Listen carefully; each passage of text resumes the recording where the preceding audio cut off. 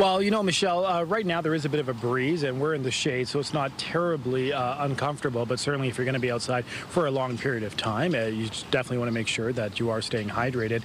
Keeping students safe in these extreme conditions is a top priority. And the Toronto District School Board says that the key to surviving and making it through the next couple of days is going to be exercising common sense. They say that all staff and teachers have been told to be vigilant about keeping an eye out for anyone that may be experiencing or showcasing any symptoms of heat distress. They're making sure students have their water bottles filled, the fans are running. Not every school does have air conditioning. There are about 600 TDSB schools. Some have full air conditioning, some have partial air conditioning. But one thing that all schools have are a cooling center, and that's certainly going to be crucial in this heat. So I want you to take a listen from the TDSB spokesperson, what they do, what they say in terms of the cooling center. Also, the principal, they had some advice in terms of how they're taking care of recess today. And then take a listen to what some people, the general public, and how they're trying to cope with the heat right now. Take a listen. The cooling center idea is a really important one. Every single TDSB school has a cooling center, and that can take its shape by air-conditioned library or going to the gym, wherever kids can find some relief. We gave an option for the students in my cooling center. For the ones who wanted to go outside, they could go outside, or they can go out for a bit, they can come in.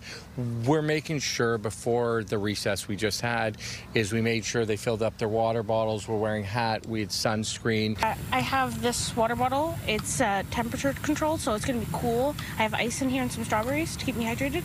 Yesterday was insane. I couldn't believe it. I got out walking about 7:30 yesterday, and I even walked along the lakeshore, and it was like really insanely hot.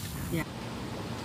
Well, speaking of walking along the lakeshore, if you were there, you obviously took a look at Sunnyside Park, and you may have seen a lot of swimmers not in the pool. Obviously, going to a pool is an easy way to cool off from the heat, but for several hours yesterday, that pool was closed because lifeguards refused to work, saying that it was too hot for them to work. And so this was a very challenging time for many families and kids who had tried to beat the heat by going to Sunnyside Pool. After a few hours, it did open, but it's raised a lot of questions in terms of were the proper precautions put in place for the lifeguards to make sure that they are taken care of, and then also was there foresight on the city's part to make sure that these precautions were in place ahead of the heat wave so that all families could enjoy the pools.